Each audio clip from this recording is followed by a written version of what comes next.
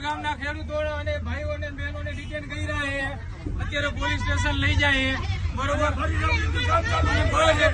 કામ ચાલુ કરે બરોબર.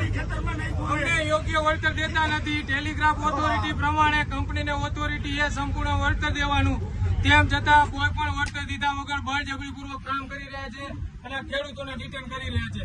આ લુખ્ખી પ્રશાસનની તાનાશાહી છે, આ અદાણીની તાનાશાહી છે. હલો જો મિત્રો, આ એને પાંચમું ભણતો છોકરો હે 10 વર્ષનો. અત્યારે જેતપર એના પપ્પા અરે ખેતર ગયો હતો અને ડિટેન કર્યો છે બરાબર. 10 વર્ષના છોકરાને ડિટેન કરેલો છે. થાંભલો આવ્યો હતો.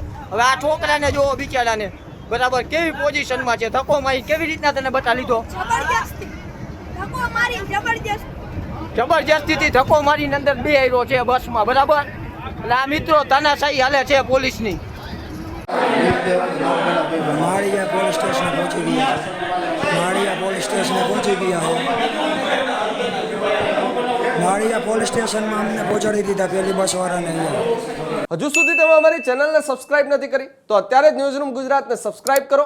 ફેસબુક અને ઇન્સ્ટાગ્રામ પર ફોલો કરો.